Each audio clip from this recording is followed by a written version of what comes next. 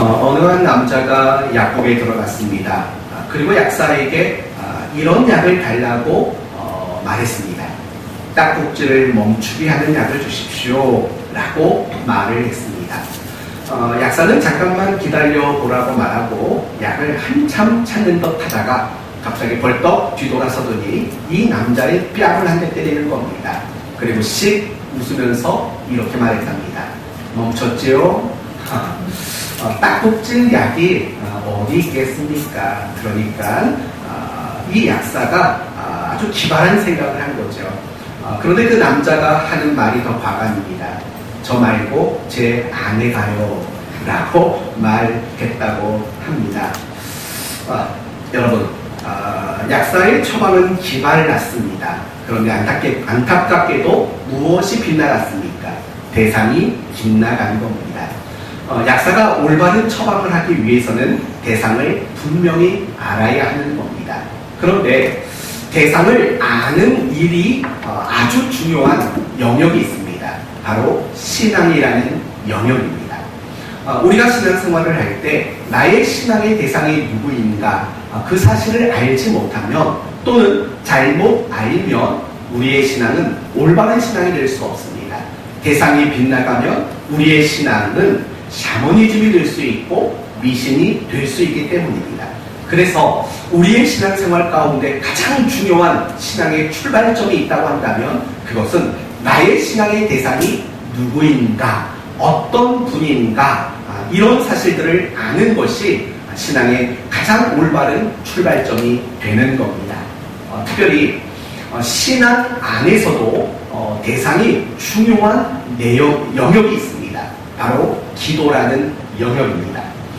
우리가 항상 기도할 때 나의 기도를 들으시는 대상이 누구인가, 나의 기도를 응답하시는 그분은 어떤 분이신가 라는 기도의 대상을 아는 일이 올바른 기도의 출발점이 되는 것입니다. 그러나 나의 기도의 대상이 누구인가를 바르게 알지 못하면 우리의 기도는 올바른 기도도 아니고 그 기도를 통해서 그 어떤 유익도 얻을 수 없게 되는 것입니다.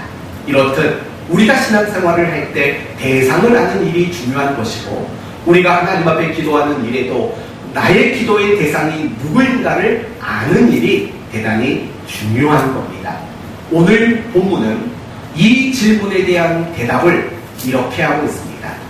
하늘에 계신 우리 아버지가 나의 기도의 대상입니다 라고 가르쳐주고 있는 겁니다. 그러므로 하늘에 계신 우리 아버지요 라는 이 짤막한 문장 속에서 우리에게 가르쳐주시는 교훈들이 무엇인가를 확인함으로 여러분의 기도가 유익을 얻고 여러분의 기도가 더 힘을 얻을 수 있는 그런 시간이 되기를 바랍니다. 다시 한번 오늘 본문을 보시면 이렇게 시작됩니다. 하늘에 계신 우리 아버지여. 이것이 오늘 우리가 함께 살펴볼 본문의 중심 내용입니다. 여러분, 이 내용을 보면 우리의 기도의 대상을 너무나도 명확하게 이야기합니다. 누구라고 이야기하죠? 하늘에 계신 우리 아버지라고 분명히 말합니다. 우리의 기도를 들으시는 분, 우리의 기도에 응답하시는 분, 그분은 바로 하나님이십니다. 막연한 어떤 신이 아니라 오로지 하나님, 그분만이 나의 기도의 대상이다. 이렇게 우리에게 가르쳐주고 있다는 겁니다. 그런데 많은 성도들이 기도할 때 사실은 이 부분을 놓치기도 합니다. 이런 거죠. 당연히 우리는 기도한다면 누구에게 기도한다고 말하겠습니까? 하나님에게 정말 기도한다고 당연히 이야기를 할 겁니다. 그런데 막상 우리가 기도를 하다 보면요, 어떤 일들이 일어나냐면 내가 지금 누구에게 기도하고 있는가에 대한 대상이 없는 기도를 할 때가 많아요. 또는 그 대상이 하나님이라는 것을 알면서 기도를 시작하지만 기도를 하다 보면 대상을 놓쳐버리는 기도를 할 때도 분명히 있다라는 겁니다. 우리는 기도를 할 때 가장 잊지 말아야 할 것, 반드시 염두에 둬야 할 것이 있다면 내 기도를 들으시는 분은 하나님이시다라는 이 대상을 분명히 인식하는 일, 그 일이 굉장히 중요한 일인 겁니다. 사실 믿음도 마찬가지인 겁니다. 성도 여러분, 여러분은 믿음이 뭐라고 생각하십니까? 보통 사람들은 믿음을 이렇게 말합니다. 믿음이란 확신과 신념, 우리는 이것을 믿음이라고 이야기합니다. 그러나 엄밀히 말하면 내가 확신을 가지고 신념을 가지는 것은 믿음이 될 수 없습니다. 믿음이라는 영역 안에는 확신과 신념이 담겨져 있는 것은 맞습니다. 그러나 확신 그 자체, 또 신념이라는 그 자체를 믿음이라고 이야기할 수는 없습니다. 그렇다면 내가 가지고 있는 확신과 신념을 믿음이 되도록 만들어주는 것이 있다면 그것이 무엇일까? 바로 대상이라는 겁니다. 내가 확신하는 대상, 내가 신념을 가지고 있는 그 대상이 분명해지면 그 사람이 가지고 있는 확신과 그 사람이 가지고 있는 신념이 비로소 무엇이 되냐면 믿음이라는 것이 된다는 겁니다. 다시 말하면 나는 하나님을 향해 확신합니다. 나는 하나님께 대한 신념을 가지고 있습니다. 라고 그 대상이 분명해질 때 확신과 신념은 믿음으로 성립될 수 있게 된다는 겁니다. 이렇듯이 우리가 믿음을 가지는 일에 있어서도 대상이 중요한 거고, 우리가 하나님 앞에 기도하는 그 일에 있어서도 정말 놓치지 말고 잃지 말아야 하는 것이 있다면 나의 기도를 들으시는 그 대상이 누구인가? 바로 그분은 하나님이시다라는 그 대상에 대한 인식과 염두하는 마음, 이것이 기도의 가장 올바른 출발점이라는 겁니다. 우리는 지금 여기까지 나왔습니다. 우리의 기도를 들으시는 대상은 누구라고요? 하나님이시다. 이제 여기서 한 걸음 더 나가봅시다. 그 하나님을 누구라고 우리에게 이야기합니까? 아버지다 라고 말합니다. 여러분, 이 아버지라는 헬라어 단어는 파테르라는 단어입니다. 파테르. 이런 것 좀 하나는 좀 적어놓고 기억을 좀 해주세요. 파테르라는 단어입니다. 그러니까 우리가 기도할 때 하나님을 어떻게 부르면서 기도하라는 거죠? 아버지라고 부르면서, 아버지라고 호칭하면서 기도하라고 말씀하고 있는 겁니다. 물론 아버지라는 호칭으로 기도 안 하면 안 된다라는 말의 뜻은 분명히 아닙니다. 사실은 우리는 기도하다 보면 아버지라고 기도할 때도 분명히 있어요. 그러나 아버지 말고 다른 호칭을 쓸 때도 있다고요. 어떤 호칭을 쓰죠? 보통 여러분은 기도할 때 주님, 맞아요. 어떤 분은 기도할 때 주님 이렇게 기도해요. 호칭을 그렇게 해요. 또 어떤 분은 하나님이라고 호칭하며 기도할 때도 있어요. 또 어떨 때는 주여라고 호칭하며 기도할 때도 있어요. 그런데도 불구하고 오늘 본문은 아버지라고 호칭하며 기도하라 라고 말을 해요. 그러니까 아버지가 아니면 틀렸다. 사실은 이건 아니에요. 왜냐하면 여러분 사도 바울의 경우에도 바울 서신을 보면 바울이 기도하는 장면들이 많이 나와요. 그런데 가만히 살펴보면 바울이 기도하는 그 장면에 있어서 하나님을 뭐라고 호칭을 하냐면 아버지라고 호칭하는 경우는 그렇게 많지가 않아요. 주 또는 하나님이라고 호칭하는 경우가 훨씬 더 많다고요. 그렇다면 예수님이 기도할 때 하나님을 아버지라고 호칭하며 기도해라 라고 가르쳐 주시는 그 핵심은 과연 뭘까요? 그 이유는 이런 거예요. 기도하는 우리는 누구이며 우리의 기도를 들으시는 그 하나님은 나와 어떤 관계가 있느냐? 사실은 이것을 가르쳐 주기 위해서 하나님은 아버지라고 부르며 기도해라 라고 권면하고 있다는 겁니다. 기도하는 우리는 하나님에게는 자녀이라는 거고, 또 기도하는 우리 입장의 대상이신 하나님은 역시 아버지이시라는 겁니다. 더 쉽게 말하면 하나님은 우리와 아버지와 자녀의 관계 속에 계신 분이시다라는 거죠. 그러니까 그 관계 의식을 가지고 기도하라는 의미로 우리에게 아버지라고 부르라 라고 이야기를 하는 겁니다. 성도 여러분, 우리 기도가 잘 되지 않고 우리의 신앙이 쉽게 흔들리고 넘어진다면 그 이유는 간단합니다. 내가 하나님의 아들이고 딸이고 그리고 하나님은 나의 아버지라는 이 관계 의식이 약해질 때 사실은 우리의 신앙도 흔들리고 넘어질 수밖에 없게 된다는 겁니다. 한번 따라해 보시겠습니까? 하나님, 저는 아들입니다. 아니요, 여자들이 따라하래요. 아들 얘기하는데 남자만 해보셔야죠. 하나님, 저는 아들입니다. 네. 하나님, 저는 딸입니다. 그렇죠? 맞아요. 이 관계를 분명히 확신하고 이 관계 속에서 감격하는 그 자세로 우리의 기도는 출발해야 마땅하다는 겁니다. 이제 우리는 두 번째 단계까지 왔습니다. 우리의 기도를 들으시는 분은 하나님이다. 그 하나님은 나에게 어떤 분이시다? 아버지가 되신다까지 왔습니다.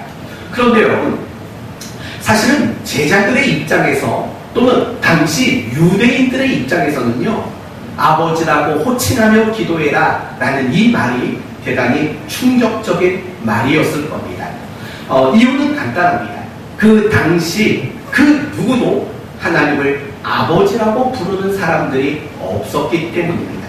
왜냐하면 당시 유대인들에게 하나님은 친근한 분이 아니었기 때문입니다.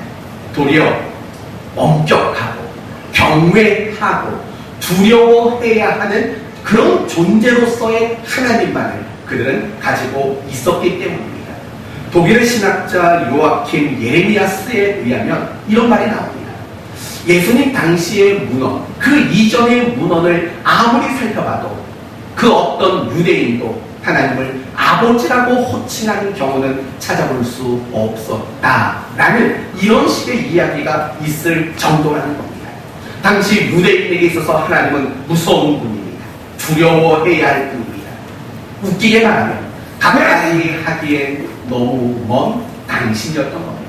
하나님 앞에는 날마다 엎드려야 하고 하나님 앞에서는 날마다 벌벌벌 떨어야 하는 그런 존재로 그들은 여기고 있었다라는 겁니다. 그래서 그들이 하나님을 호칭하는 내용들이 뭡니까? 다 이런 것들입니다. 만군의 하나님, 전능하신 하나님, 영광의 하나님, 다 이런 것들이에요.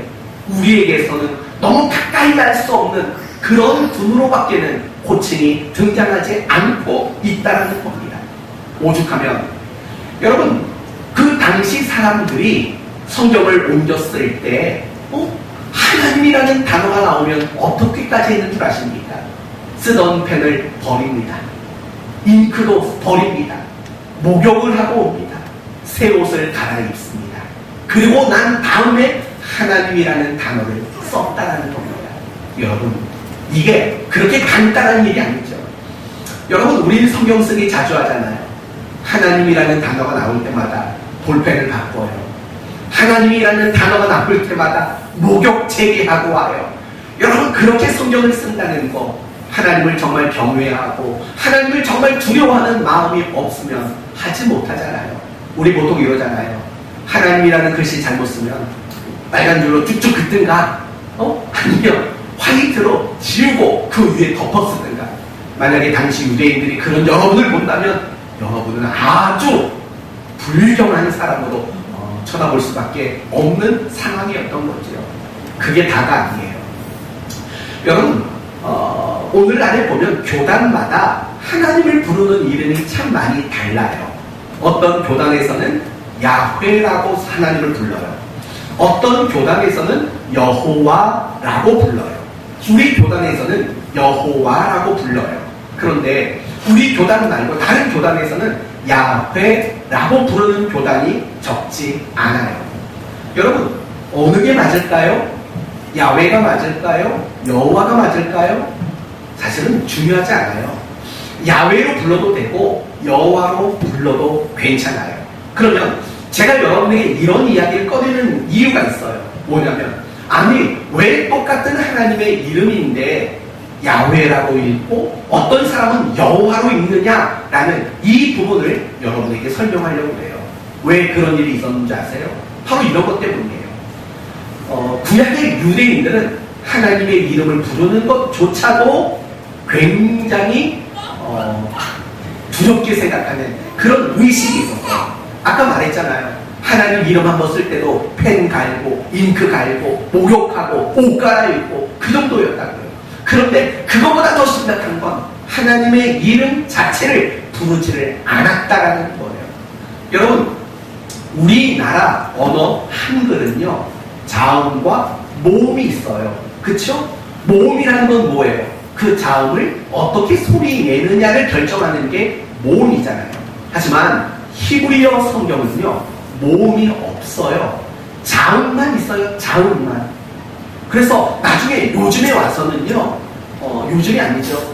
하여튼 꽤 됐지만 어떤 거냐면 자음 밑에다가 임의적으로 모음을 만들어 놨다고요. 그런데 그 모음을 만들어 놓는 그 근거는 뭐냐면 사람들이 이렇게 불렀으니까 이 모음을 쓰자라고 해서 히브리어 모음을 만들어 놨다고요. 뭐 점 하나, 점 둘, 점 셋, 짝대기 하나, 아니면 짝대기 밑으로 하나, 뭐 이런 거에 따라서 발음이 달라지는 거예요. 그런데 예전에는 이 히브리어 자체가 모음이 없으니까 사람들이 말로만 이걸 어떻게 읽는지 서로 구전되는 거예요. 그런데 다른 단어는 다 말로 구전이 됐다고요. 그 자음을 어떻게 읽을지 말로 다 구전이 됐어요. 그런데 하나님이라는 말은 이 사람들이 입 밖에 내지를 않는 거예요. 그러다 보니까 이 하나님이라는 그 자음을 어떻게 읽어야 되는지 후대 사람들이 잘 모르는 거예요. 그러다가 아도나이라는 주님이라는 뜻의 그 소리 나는 모음을 여호와라는 자음에 붙여서 야훼, 그걸 그렇게 읽기도 하고 그것을 여호와라고도 읽기도 하게 되었다는 거예요. 너무 설명이 길었죠. 간단한 얘기는 그거예요. 그럴 정도로 하나님은 멋진 분이에요. 높이만 계신 분이고 멀리에만 계신 분이고 무서운 분으로밖에는 여겨지지 않았다는 거예요. 그런데 그런 하나님을 예수님은 뭐라고 부르면서 기도하래요? 아버지라고 부르면서 그렇게 기도하라 라고 가르쳐주는 거예요. 그러니까 이 가르침을 잡는 제자들이나 그 이야기를 들었던 주변 사람들은 깜짝 놀랄 수밖에 없는 거예요. 아니, 하나님을 어떻게 아버지라고 불러? 라고 그들은 깜짝 놀랄 수밖에 없었던 거죠.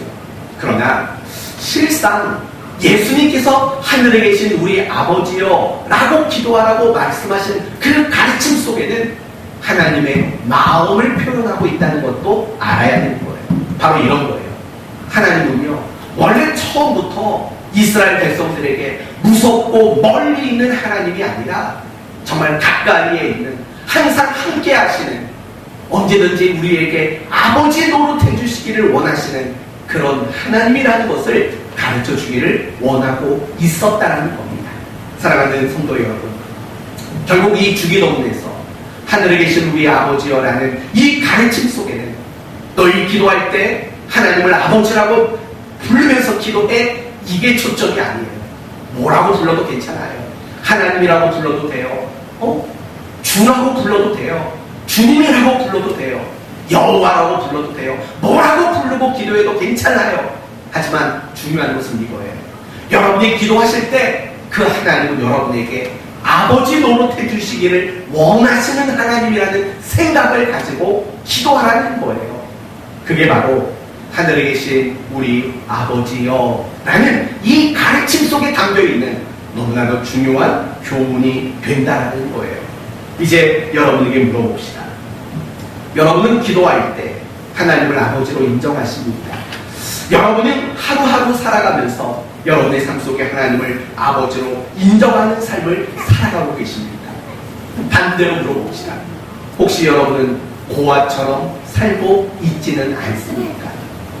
여러분, 고아가 어떤 사람입니까? 부모가 안 계신 사람이 고아입니다. 아니요, 더 정확히 말하면 무엇이든지 혼자 고민해야 돼요. 그게 고아예요. 무엇이든지 혼자 슬퍼해야 돼요. 무엇이든 혼자 해결해야 돼요. 무엇이든 혼자 괴로워해야 돼요. 무엇이든 혼자 이겨내야 돼요. 누구에게도 도와달라고 말할 대상이 없는 게 고아라고요. 그런데 여러분에게 영적인 부모가 계실지 몰라도 혹시 여러분의 신앙생활을 고아와 같은 신앙생활을 하고 있는 건 아닌지 한번 생각해 보셔야 돼요. 어떤 어려움이 있어요. 어떤 슬픔이 있어요. 지금 하나님은 여러분에게 그 슬픔을 위로해주는 아버지가 되기를 원하셔요. 그런데도 불구하고 우리는 어떤 슬픔이 있어도 어떤 괴로움이 있어도 나의 아버지 앞에 내 아픔과 고통과 괴로움의 문제를 가지고 다가가지 않는다면 사실은 그게 영적인 고아와 무엇이 다르겠어요? 분명히 하나님은 우리에게 아버지가 되어주기를 원하신다고 말씀하셨는데도 불구하고 그것 때문에 하늘에 계신 우리 아버지여라고 교훈하셨음에도 불구하고 우리가 인생을 살면서 그리스도인으로 살아가면서도 하나님 앞에 아뢰이지 못하고 내 힘만 믿고 살아간다면 그게 고아가 아니고 무엇이겠습니까? 사랑하는 성도 여러분, 여러분이 정말 하나님을 아버지라고 부르는 하나님의 아들이고 하나님의 딸이라면 여러분의 힘을 가지고 살지 마셔야 합니다. 여러분의 방법만 근거로 살아가는 인생을 살아서는 안 돼요. 왜냐하면 하나님은 우리를 고아로 두기를 원치 않으세요. 요한복음 14장에 이런 말이 나와요. 내가 너희를 고아와 같이 내버려 두지 않겠다. 요한복음 14장이 우리에게 그걸 다시 한번 강조하고 있잖아요. 고아처럼 두지 않겠다고요. 이미 나이가 많아서 부모님을 천국 보내신 분들이 이 자리에 계실 거예요. 그러나 여러분은 고아가 아니에요. 비록 내 육신적으로는 내 부모가 먼저 천국에 가셨기 때문에 육신적으로는 고아일지 모르지만 여러분 가운데 그 누구도 고아는 없어요. 왜요? 아버지가 계시잖아요. 아버지가 여러분에게 늘 함께 계시잖아요. 여러분 가운데 고아가 없어요. 전적으로 하나님을 신뢰하고 여러분은 전적으로 하나님을 의지하는 삶을 살아갈 수 있는 하나님의 아들이고 하나님의 딸들이라는 거예요. 여러분, 제가 아까 아버지라는 그 헬라어 단어가 뭐라고 그랬죠? 파테르. 파테르. 그런데 사실은 이 파테르라는 단어는요, 아버지라는 쪽보다는 아빠 쪽에 가까운 단어예요. 여기서 참 흥미로운 질문을 하나 해볼게요. 아버지와 아빠는 어떻게 다른가요? 아버지보다 아빠가 더 친근한 가까운. 아빠는 아버지보다 더 친근하다. 옛날에 어떤 학생은 그렇게 대답했어요. 아버지와 아빠는 뭐가 다르니? 했을 때 이렇게 말하더라고요. 용돈이 필요할 땐 아빠고 용돈이 필요 없을 때 아버지 라고 말했던 학생들이 있었어요. 김효선 집사님 하신 말씀이 맞아요. 근데 조금 더 정확히 말하면 내가 얼만큼 자립력이 있느냐, 내가 얼만큼 독립할 수 있는 능력이 있느냐에 따라서 아버지와 아빠가 결정되는 거예요. 우리는 나이를 먹고 경제력이 생기고 사회생활을 많이 하면 할수록 호칭이 달라져요. 아버지라고 호칭이 돼요. 그러나 아직은 내 스스로 살아갈 힘이 없어요. 자립심도 없고 독립할 수 있는 능력도 없어요. 그럴 땐 바로 아빠라는 호칭이 나오는 거죠. 그러니까 결국 하나님은 결국 우리에게 그걸 말하는 거예요. 정말 내 힘으로는 아무것도 할 수 없는 그 어린아이처럼 하나님을 전적으로 의지하고 전적으로 그분에게만 신뢰하는 삶을 살아야 한다. 이게 신자의 가장 마땅하고 정당한 삶이다. 이렇게 우리에게 가르쳐주고 있는 거예요. 사랑하는 성도 여러분, 여러분이 몇 살을 먹었든 여러분이 경제력이 얼마나 좋든 그건 상관없어요. 하나님 앞에는 무조건 무엇이어야 해요? 아빠이어야 해요. 여러분은 날마다 하나님을 아빠로 대접해야 돼요. 그분을 의지하셔야 돼요. 우리 딸이 정말 뭐 하나만 있어도 아빠, 엄마 늘 그렇잖아요. 우리 은채는 안 그래요? 민우나 은찬이는 안 그래요? 뭐 하나 있어도 와가지고 아빠, 엄마를 부르기에 급급하다고요. 그게 신자의 정당한 삶이에요. 여러분의 인생을 살면서 늘 하나님 앞에 그렇게 다가서야 되는 거예요. 그게 바로 기도라는 거예요. 그러니까 기도는 단지 내 아쉬움을 좀 도와달라고 호소하는 그 정도의 차원이 아니에요. 하나님과 나와의 그 관계가 가장 잘 반영되고 드러나는 그 일이 결국에는 기도라는 거예요. 그러니까 여러분이 기도하지 않는다는 말은 무슨 말이냐면 하나님과 나와의 관계가 뭐든 상관없다라는 거예요. 난 죽으면 천국만 가면 된다는 거예요. 기도하지 않는다는 것. 결국 그런 의미가 있는 거예요. 그러나 여러분이 하나님 앞에 기도한다라는 건 하나님이 나의 아빠 되신다라는 걸 고백하는 거예요. 나는 그분의 딸이고 나는 그분의 아들이라는 것을 고백하는 행위가 결국은 기도라는 거예요. 이런 측면으로 본다면 기도는 당연한 어떤 행위가 아니라 기도는 신앙 고백이에요. 하나님의 아들, 딸이에요. 하나님은 나의 아빠예요. 라는 신앙 고백이 반영되는 것, 그게 결국에는 기도 아니겠습니까? 이제 다음 단계로 넘어가 봅시다. 우리는 지금까지 기도의 대상은 하나님이시며 그 하나님은 우리에게 아버지, 더 나아가서 아빠가 되신 분이시다라고 했습니다. 그렇다면 그 아버지는 어떤 분이실까요? 첫째, 우리를 변함없이 누구보다도 사랑하시는 분이에요. 여러분의 아빠는, 여러분의 아버지는 한순간도 여러분에게 눈을 떼지 못하는 분이세요. 여러분의 손을 놓을 수 없는 분이고 여러분을 포기할 수 없는 분이고 또한 더 나아가서 여러분을 내버릴 수도 없고 여러분의 신음소리에 외면할 수도 없을 정도로 여러분을 사랑하시는 아버지세요. 왜냐하면 생명이라는 관계로 묶여진 우리이기 때문이라는 거예요. 하나님은 항상 자신의 생명처럼 우리를 사랑하시는 분이에요. 그런데 오늘 본문을 보면 우리의 아버지 되신 그분을 이렇게 말해요. 하늘에 계신 분이시다 라고 언급하고 있다고요. 여러분, 하늘에 계시다라는 말의 뜻은 뭘까요? 하나님은 위에 계셔, 하늘이라는 곳에 계셔. 어떤 공간과 장소와 어떤 위치를 말하는 걸까요? 그렇지 않습니다. 하나님이 하늘에 계신다라는 뜻은 초월자이시다라는 의미가 그 속에 담겨져 있는 겁니다. 시간을 초월하시는 분, 공간을 초월하시는 분, 모든 현실과 모든 사건을 초월하실 수 있는 분, 생각하시고 계획하시면 그 모든 것을 이루실 수 있는 분이라는 뜻이 바로 하늘에 계신이라는 뜻인 거죠. 이걸 조금 더 우리 식대로 바꿔 말한다면 이런 뜻이 되는 거예요. 세상 아버지와 다른 분이라는 뜻이 되는 거죠. 여러분, 세상 부모를 한번 생각해 보세요. 세상 부모는 자식에게 항상 좋은 걸 주고 싶어 해요. 좋은 집, 좋은 환경, 좋은 옷, 좋은 음식, 또 좋은 미래를 주고 싶어 하는 게 세상 부모의 공통된 마음이라고요. 저도 마찬가지예요. 저도 제 딸에게 제일 좋은 것만 주고 싶어요. 좋은 환경을 주고 싶고, 좋은 옷을 사주고 싶고, 좋은 걸 먹여주고 싶고, 좋은 선생님을 만나게 해주고 싶어요.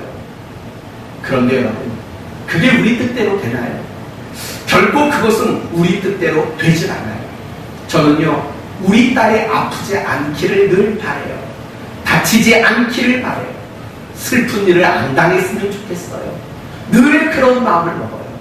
그런데 제 마음과 진심은 늘 그렇지만 사실은 내 마음과 진심대로 해줄 수 있는 것은 하나도 없다라는 그런 한계를 느낄 때가 얼마나 많은지 몰라요. 그러나 여러분, 하나님은 그렇지 않다는 거예요. 우리의 아버지 되신 하나님, 우리의 생각, 우리의 필요, 우리가 원하는 거 다 알고 계세요. 그리고 해주고 싶어 하셔요. 그리고 얼마든지 해주실 수 있는 그 능력과 권능을 하나님은 가지고 있다는 거예요. 그런 아버지라는 뜻이 바로 하늘에 계신 우리 아버지여 속에 다 담겨져 있다는 거예요. 우리의 아버지 되신 하나님은 우리를 정말 생명처럼 사랑하셔요. 그리고 우리를 위해 무엇이든 해주실 수 있는 능력과 권능을 가지고 계신 하나님이시라고요. 여기서 우리는 중요한 걸 알아야 돼요. 그분은 얼마든지 우리에게 응답해 주실 수 있어요. 그런데 어떨 때는 응답을 안 해줘요. 어떨 때는 응답을 해주세요. 그렇다면 하나님이 우리에게 응답을 해주고 안 해주고는 무엇을 근거로 결정하실까요? 결국 사랑으로 결정한다는 거예요. 부모된 여러분 한번 생각해 보세요. 자녀가 여러분에게 무엇인가를 바라고 원한다고 해서 다 해주십니까? 정말 거절하시는 건 혹시 없으십니까? 왜 없겠습니까? 저도 마찬가지예요. 저희 딸이 모기에 취약합니다. 모기에 한번 물렸다 하면 정말 엄청나게 부풀어 올라요. 얼마 전에 놀이터에 갔다가 그 짧은 순간 3방을 물렸어요. 야, 그 3방 물리니까요, 다리가 시뻘겋게, 나중에는 노랗게 골무면서 엄청 부풀어 오르더라고요. 그리고 다음에 딸이 이렇게 말하죠. 아빠, 놀이터에 가요. 제가 그러면 그 요청을 들어줬겠습니까? 안 들어줬습니다. 아직 그 이후로는 놀이터를 한 번도 데려가질 않았어요. 아니, 가면 그렇게 물려가지고 고생하는 걸 보는데 그 요청을 어떻게 받아들이겠어요? 하나님도 마찬가지라는 거예요. 우리를 정말 사랑하잖아요. 여러분을 바라보면서 늘 흐뭇해 하시잖아요. 이태규 집사님 은채 맨날 보시면 눈에서 꿀이 떨어져요. 옛날에 은채가 태어나기 전에 김효선 집사님 봤을 때 그랬는데 이제는 은채 보면 꿀이 떨어진다고요. 근데 그렇게 꿀 떨어지게 만드는 딸내미가 아픈데 다칠 수 있는데 그걸 요구하는 걸 들어줄 수 있는 부모가 과연 누가 있겠어요? 항상 응답의 근거는 사랑이에요. 정말 그게 나를 사랑하는 거면 응답해 주실 거예요. 그러나 그게 나를 사랑하는 일이 아니라면 결국에는 거절하실 거예요. 사랑하는 성도 여러분, 저는 여러분에게 이 말씀을 드리고 싶어요. 하나님은 여러분을 정말 사랑하세요. 여러분이 기도할 때요, 그 마음을 가지고 기도하세요. 아, 하나님 내 기도 들어주실 수 있는 능력이 있을까 없을까 이런 생각은 아예 하지 마세요. 여러분이 하나님 앞에 기도할 때 하나님이 나를 얼마나 사랑하시는가, 그걸 가지고 여러분이 기도하세요. 매일의 삶 속에서 하나님이 여러분을 얼마나 사랑하시는가, 그 사랑을 확신하고 그 사랑을 붙잡고 살아가는 여러분이 되셨으면 좋겠어요. 그게 하늘에 계신 우리 아버지여 속에 다 담겨져 있다고요. 옛날에 우리 교회에 전도사님이 계셨을 때 초등부 학생이 전도사님에게 이렇게 물은 적이 있어요. 전도사님, 예수님도 하나님을 아버지라고 불렀지요? 맞다. 그럼 저도 하나님을 아버지라고 불러요. 그렇지. 그랬더니 이런 말을 했더라고요. 예수님한테 오빠라고 그래도 돼요? 라고 말을 했다라는 거예요. 웃겨요? 아니에요. 이건 웃길 일이 아니라 엄청 수준 높은 이야기를 이 아이가 꺼냈다는 걸 여러분은 아셔야 돼요. 여러분은 주기도문을 고백할 때 하나님은 나의 아빠야, 이런 고백은 잘 하시잖아요. 그거 알잖아요. 그러면 물을게요. 여러분이 주기도문 고백할 때요, 우리가 가족이라는 건 생각해 보세요. 아니, 생각해 보세요. 우리가 주기도문 하면서 하나님은 우리의 아버지시다, 이건 늘 알지요.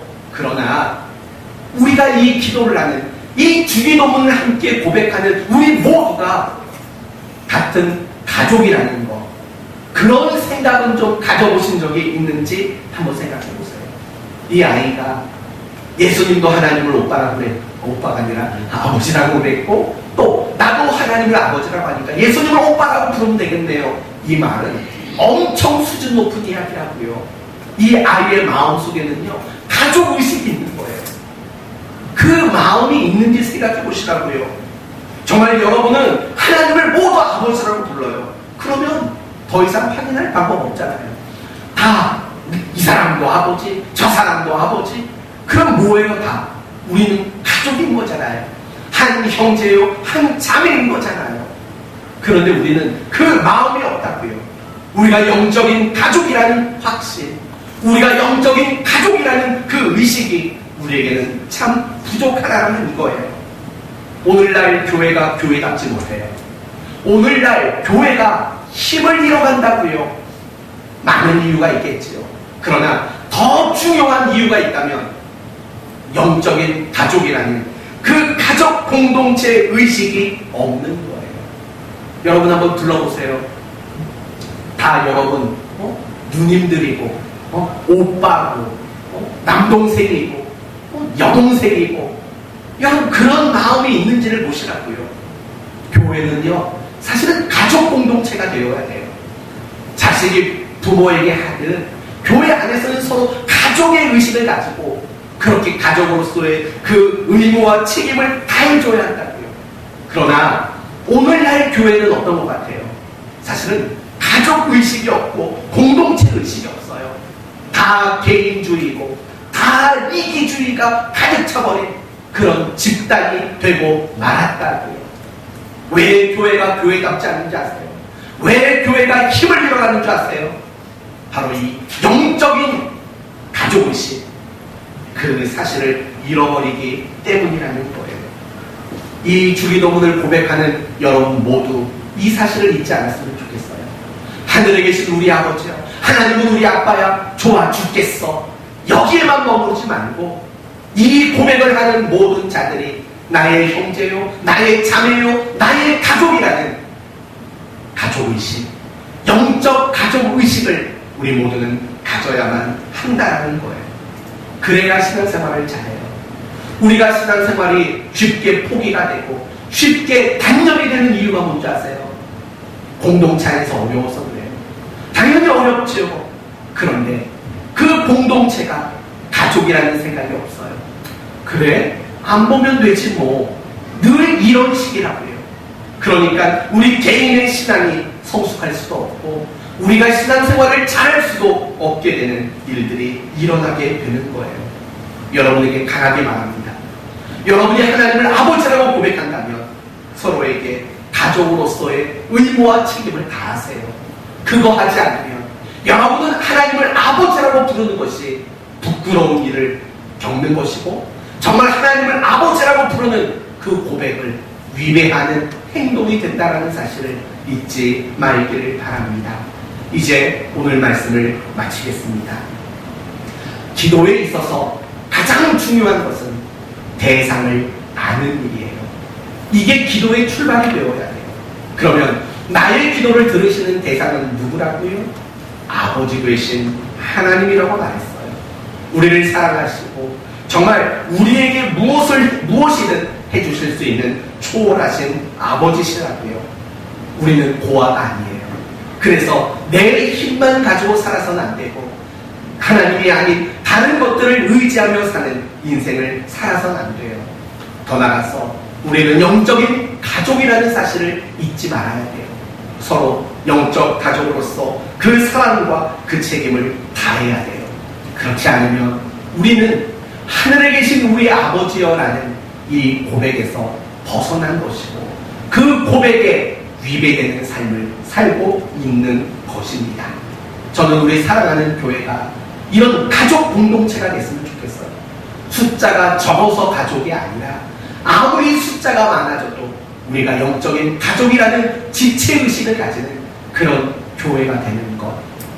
또 하나님을 아버지로 고백하는 고아로 살지 않는 것.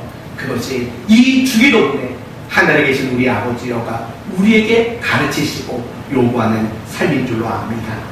고아로 살지 마시고 우리 모두가 또한 한 가족으로 살아가는 신앙 공동체가 되시기를 예수님의 이름으로 축원드립니다. 아멘. 기도합시다. 하나님 감사합니다. 항상 기도할 때 아빠 되신 하나님을 향해 기도할 수 있는 마음을 갖게 하시고 또한 우리가 이 땅을 살아가는 길에도 영적인 고아로 사는 일이 없게 하여 주옵소서. 날마다 하나님을 의지하고 날마다 하나님을 신뢰하는 정말 하나님을 아버지로 고백하는 자답게 살아가는 우리 모두가 되게 하여 주옵소서. 특별히 우리가 모두 하나님을 아버지라고 고백한다면 우리 모두는 가족입니다. 영적인 가족이라는 분명한 확신을 가지고 서로에게 가족으로서의 사랑과 책임을 다하는 그런 공동체가 되게 해 주옵소서. 예수님의 이름으로 기도 올리옵나이다. 아멘.